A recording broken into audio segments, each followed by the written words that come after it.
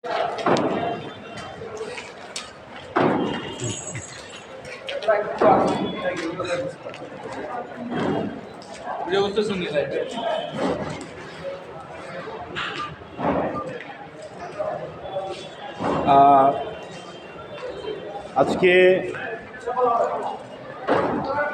32 নম্বর পুরনো বিল্ডিং উপরে দাঁড়িয়ে আমরা আজকে দৃশ্যমান রাতের অন্ধকার,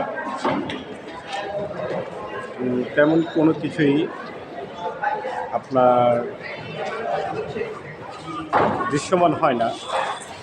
সুতরাং আমরা তারপরে আজকের পরিস্থিতি কী পর্যায়ে সেটা পর্যবেক্ষণের জন্য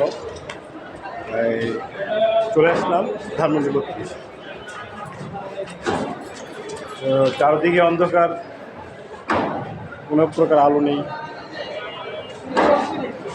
এখান থেকেই এর বিস্তারিত।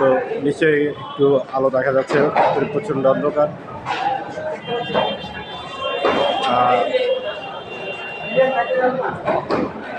বিভিন্ন জায়গা থেকে বিভিন্ন দর্শনার্থী পরিস্থিতি দেখার জন্য ছুটে এসেছে এই ধানমন্ডি 32। তো আমরা এখনও দেখতে পাচ্ছি এখন ভাঙার কাজগুলো সম্ভব স্থগিত, বুলডোজারও স্থগিত। তো দর্শনার্থীদের ভিড় আর কি, এই হচ্ছে আজকের এই পরিস্থিতি। এটা পিছনে যেটা বিল্ডিংটা দেখতে পাচ্ছেন সেটা পুরোনোটা, আর এটা হচ্ছে নতুন।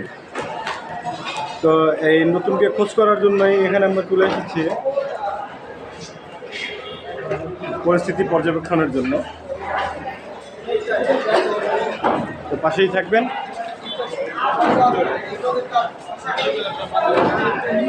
ধন্যবাদ।